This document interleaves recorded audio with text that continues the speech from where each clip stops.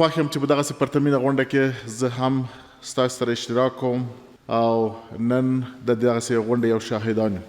په اول قدم کې غواړم چې د بهرنیو چارو وزارت منصوبینو ته او درنو محترمو استادانو ته چې دا تخصصي کورس په مخ بوته او همدارنګه ګرانو فارغینو ته چې له مختلفو اداراتو نه دلته راغلي دي او دلته یې 3 میاشتې زده کړې وکړلې په مختلفو مسایلو کې، خصوصا په سیاسي او بین المللي قوانینو او اصولو کې د دوی د فراغت په مناسبت باندې ټولو ته د زړه له کومې مبارکي وایم. محترمو ورونو، لکه څنګه چې مخکې هم په دې باندې خبرې وسولې، مشرانو ورته اشاره وکړله، جناب وزیر صاحب او نور ملګرو مقررینو ورته اشاره وکړله. دې کې شک نشته چې د خوشحالۍ ځای دی چې افغانستان نن په دغسې حالت کې دی چې دا موږ شاهدان یو. د هغه افغانستان دی چې تقریبا څه باندې 40 کاله په دې کې جنګ تیر سو، ټولې ناخوالې پکې تېرې سولې، خو لله الحمد د الله پاک په نصرت سره او د مجاهدینو په قربانۍ سره الله پاک موږ ته دغسې یو نظام او دغسې حالت په لاس کې راکړی دی چې دا نن موږ شاهدان یو. نو ورونو، هغه مرحله د جنګ تېره سوه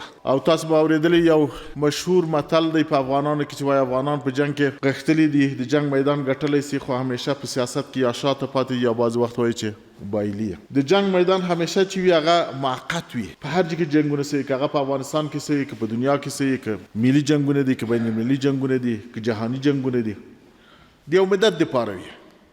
هغه اوږد جنګ همدغه د افغانستان جنګ له امریکایانو ناټو سره چې 20 کاله یې دوام وکړ، 20 کالو دوره ختمه سوه، نور افغانستان آزاد دی، افغانستان کې خارجي قوتونه نسته او په افغانستان کې هغه ډلې حاکمې دي چې هغه د خپله افغانان دي او د دې خاورې بچیان دي او صادقه بچیان دي او د 40 کالو کې ډېرې قربانۍ او وینې په باندې ورکړه. اوس دومه مرحله چې د هغه د وطن آبادي ده، جوړولي دي، رغولي دي د ملک، چې دا یو لویه او غټه ستره دنده ده چې زموږ په اوږو باندې رابار ده چې دا باید موږ مخ ته بوسو. خوشا په حال دغو کسانو چې هغو قربانۍ ورکړې، شهیدان سوله، ولاړله، اوس د موږ تاسو په منځ کې نسته.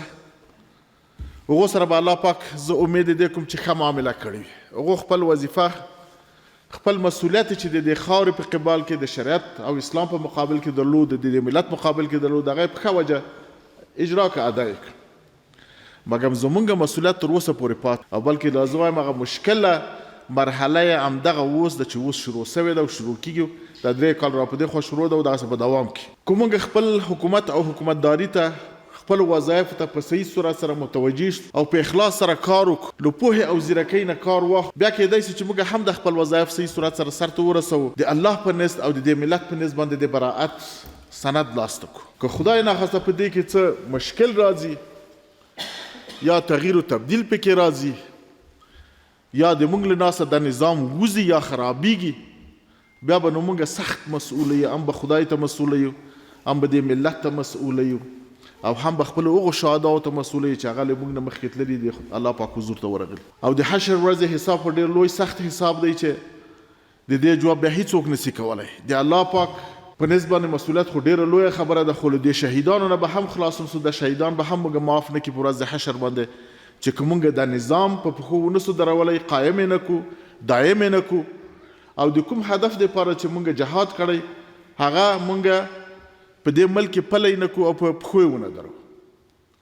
نو د دې د ټولو دغه مسؤلیتونه چې موږ ادا کړو او د نظام په پښو ودرو، دغه شهیدانو ارمانونه عملي کړو او په دې ملک یو اسلامي او شرعي نظام قایم کړو، صلح او امنیت راولو، دا موږ ته لازم دی چې موږ دا نظام وساتو. اوس د نظام د ساتلو دپاره ډېرې خبرې دي. موږ باید نظام په هره عرصه کې وساتو. دا نظام له موږ نه سیاست غواړي، دا نظام له موږ نه ډیپلوماسي غواړي. لکه مخکې هم چې ملګرو ورته اشاره وکړه، دنیا اوس د یو کلي حیثیت لري. په کلي کې هیڅوک بې له دې نه چې له خپل کلیوالو سره مراوده وکړي، په مړي ژوندي کې ورسره شریک سي، رفت آمد ورسره وکړي، یو د بل په سره تجارت او راکړه ورکړه، بې له هغه ژوند نسي کولی. دا واضح خبره ده. د دې دپاره د هر ملک دپاره، بالخصوص زموږ د اسلامي امارت دپاره دا ضرور ده، لازمي ده چې موږ باید ډېره قوي ډیپلوماسي ولرو او دغه د ډیپلوماسۍ وظیفه د افغانستان په اسلامي امارت کې دا د بهرنیو چارو د وزارت دنده ده. دغه ځوانان چې نن د موږ مخې ته ناست چې له جناب وزیر صاحب نه نیولې بیا تر زموږ رئیس صاحبانو نور ارکان چې دلته په دې حال کې موجود دي، او د تاسو ځوانان چې اوس له دې تخصصي انسټیټیوټ یا کورس نه فارغ شوي، دا زموږ ستاسو دنده ده چې څنګه د دې ملک سیاست مخ ته بوځو، څنګه له دنیا سره موږ سیاسي اړیکې ټینګ کړو. همدارنګه د اقتصاد په بخش کې د تعلیم و تربیه د وطن د دفاع په ټولو کې په دې ټولو ته ضرورت دی. د یو ښه نظام، د یو موفقه نظام، د یو کامیابه نظام دپاره، اسلامي نظام دپاره اوله خو ضروره دا ده چې موږ ښه قوي ډیپلوماسي ولرو. ساتلو دپاره دا څو نقطې زه اړینې بولم چې مختصر ډول یې تاسو ذکروم، ډېر تشریحات نه کوي ورکوم، تنه ستاسو توجه ورته راغواړم. په یو نظام کې له ټولو نه مهمه خبر دا ده چې کار اهل کار ته وسپارل سي، او دا د قرآن حکم دی، دا د الله او د هغه د رسول حکم دی چې کار اهل کار ته وسپارل سي په هر ځای کې چې وي. دا تنها زه په حکومت باندې خبر نه کوم چې په حکومت کې، له حکومت نه لاندې که هر کار اهل کار ته سپارل کیږي، دا کار به په احسنه صورت سره، په ښه صورت سره مخ ته ځي. او که خدای ناخواسته نااهلو ته سپارل کیږي، نااهله خلک بدون له دې نه چې هغه کار خرابه کړي نتیجه یې منفي راوباسي، بل شی نه لري. لکه یو لوی عالم وایي د یو ملک په سلګونو پروفیسرانو، پوهاندانو، نیکان خلک له بینه ولاړ سي، هغه ملک ته دومره تاوان نه رسوي لکه یوه چوکۍ یا یو مقام چې یو نااهل سړي ته وسپارل سي. نو دا چون قرآني حکم دی، د الله حکم دی، دا ضرور ده د یو نظام د ټینګېدلو لپاره چې نظام ټینګ سي، باید کار اهل کار ته وسپارل سي تر څو دا نظام مخ ته ولاړ سي. هر شعبه او هر دفتر او هر وزارت او هر اداره غټه موضوع چې ده او مهمه موضوع هغه دا ده چې په جامعه کې، په ملت کې، په ملک کې باید عدالت تأمین سي. په هر ملک کې چې عدالت نه وي، هلته بې بندوباري وي، قانون نه وي، رشوت او واسطې او هرې خواته منډې وي، دا په خلکو کې تشویش ایجادوي. نو خلک په داسې نظام باندې اتکا نسی کولی، خلک دې ته مجبوره کیږي. په هر جامعه کې چې عدالت نه و تأمین او خلکو ته مساوي حقوق ورنه کول سي من حیث د یو انسان، من حیث د یو مسلمان، نو بیا دا خلک هغه ملک خپل نه بولي، لغه ملک نه په تیښته کې وي، په منډه کې وي او ځان ترې نه باسي. بل مهم شی چې دا چې هغه زموږ د نظام دپاره مهم دی، هغه اقتصادي وده ده چې موږ باید زموږ نظام باید دې ته متوجه سي، خصوصا اسلامي امارت چې دا ملک له اقتصادي نګانو په پښو باندې ودرېږي. جناب متقي صاحب مخکې ورته اشاره وکړه، په دې کې شک نشته چې د ملک ډېر اقتصادي پیشرفتونه په دې 3 کالو کې وسوله، په مقایسه دغو 20 کالو پخوا نه ډېر کارونه سوي. او دا لله الحمد دا زموږ د نظام کامیابي ده چې موږ په نیشتو امکاناتو باندې دومره پیشرفتونه کړي دي او کوي او روان ان شاء الله. خو دا باید دوام پیدا کړي، نور هم قوي سي او ګړندی سي. با کوم اندازه باندې چې دا اوس روان ده، دا هم زه په خپل نظر باندې، په خپل شخصي دغه باندې کافي نه بولم، بلکې تر دې نه باید سرعت زیات سي. او د سرعت زیاتېدې دا ده چې موږ له دنیاوالو سره اړیکې ټینګ کړو، څنګه له دنیاوالو سره خپل روابط ټینګ کړو، له دنیاوالو سره څنګه خپل راکړه ورکړه تجارت سنبال کړو، دا په دې پورې اړه لري. بله غټه موضوع چې دغه د نظام د قایمولو دپاره، د نظام د ساتلو دپاره، هغه علم دی، تعلیم دی، تربیه دی.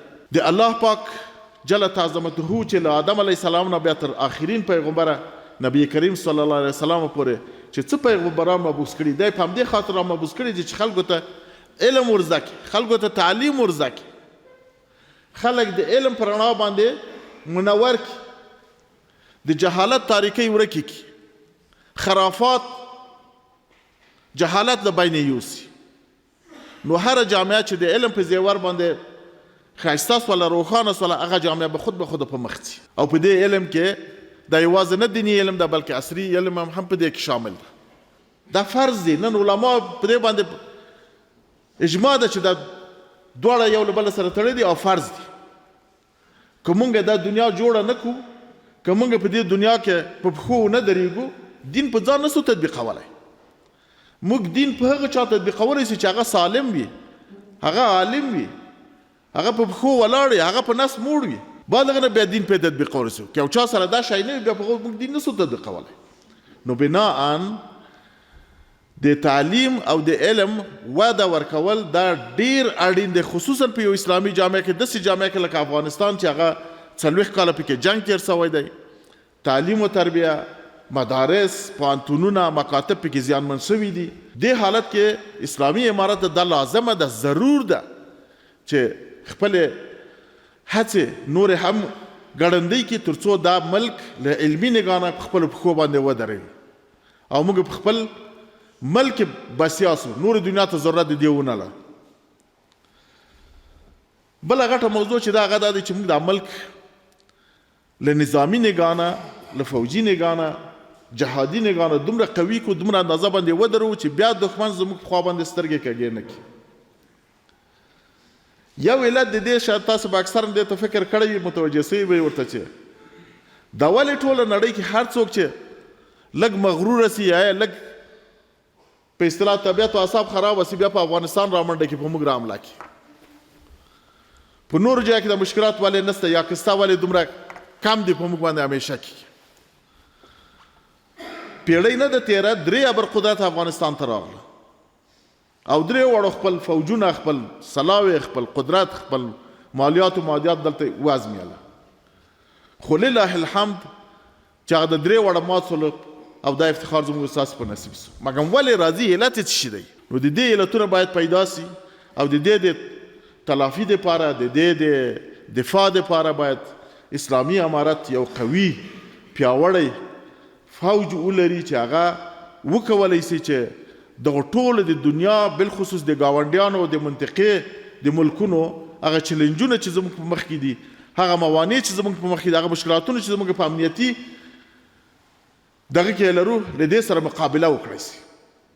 نن لله الحمد دې کې جای شک نشته چې موږ ښه فوج لرو، ښه ځوانان لرو، هغه روزلي ځوانان لرو چې هغه اکثر یې د 40 کالو د جنګ تجربې لري، که نه دا نوي ځوانان خو د 60 کالو د جنګ تجربې لري. د هغه جنرالان دي، هغه عسکر دي، هغه قهرمانان دي چې ناټو یې په ګونډو کړه. مګر اوس د دوی د روزنې دپاره، د دوی د بقا دپاره، د دوی د معیشت دپاره او د دې د دوام دپاره چې سلسله دوام پیدا کړي، اسلامي امارت باید اوس ما په نظر باندې زه په دې فکر کې یم چې هر څوک په خپل ساحه کې مسؤلیت لري. وزیر په خپل اندازه مسؤلیت لري، معین په خپل اندازه مسؤلیت لري، امیرالمؤمنین صاحب په خپل اندازه مسؤلیت لري، یا عادي فرد په خپل اندازه مسؤلیت لري. دغه پرون د کوم انسټیټیوټ تخصصي کورس چې تاسو خلاص کړل، دغه نه تاسو دلته راغلي وای، 3 میاشتې په تاسو باندې وخت دی تاسو په دې انسټیټیوټ کې تیر سو. دلته کو استاد او شاګرد خدای ناخواسته یو چا غفلت کړی په خپل د په زده کولو کې، ابل په ورزده کولو کې، دا په خپل هغه شی دی چې دغه کس خپله وظیفه په صحیح صورت سره اجرا نه کړه او له همدغه جنه موضوع پسې غټېږي تر غټو ساعتو پورې چې ځي. نو ورونو دا افغانستان لله الحمد اوس آزاد شوی دی، زموږ ستاسې ملک دی، زموږ وطن دی. د دې ساتل، د دې حفاظت، د دې په پښو درول، بالخصوص بیا د دغه نظام د پښو درول، دا په موږ تاسو ټولو باندې فرض دی او دا زموږ ټولو ستاسو وظیفه ده چې باید دې ته ټینګ ملا وتړو او دا ملک په خپلو پښو باندې له هرې نګاه نه ودرو. نو زه د امارت ټولو منصوبینو ته، که هغه په ټیټه رتبه کې دي که په لوړو رتبه کې دي، له الله پاک نه ورته توفیق غواړم چې په خپلو وظایفو کې ورته درست صحیح صورت سره متوجه وي او خپل وظایف په ښه صورت سره مخ ته بوځي، تر څو هغه خپل وظیفه او فرض د ملت په مقابل کې او د دې وطن په مقابل کې ادا کړی وي. نو ورونو زه یو ځل بیا دغه کسان چې نن فارغېږي او سندونه په لاس کې کوي، د زړه له کومې تاسو ته او د تاسو استادانو ته چې تاسو سره زحمت ویستلی، د زړه له کومې تاسو ته مبارکي وایم. الله پاک دې راته نیکو مبارک کړي. لکه مخکې چې وزیر صاحب هم ورته اشاره وکړله، دا ابتدا او آغاز د سیاسي او ډیپلوماسي او د بین المللي روابطو ده. تاسو کوشش وکړئ، په دې باندې نه ختمیږي، دا به مخ ته وړئ. نورو کورسونه به داسې موږ به کوشش کوو انشاءالله چې په آینده کې نور داسې کورسونه هم ایجاد سي، تر دې نه لوړتره ایجاد سي. د زیات مدت دپاره دا خو د 3 میاشتو 6 میاشتو 1 کال او 1.5 کال د دې اندازه باندې انشاءالله هم کوشش به وکړو چې داسې یو شی جوړ سي چې تر څو زموږ د افغانستان بالخصوص د امارت خلک دلته په دې کې تعلیم حاصل کړي او د دنیا سره په سیاست کې په دغه کې جوګه سي. لله الحمد اوس هم حالات ښه دي، ځکه هر کار چې له ابتدا نه شروع سي، له صفر نه شروع سي، په هغو کې هر رقم مرحلې وي.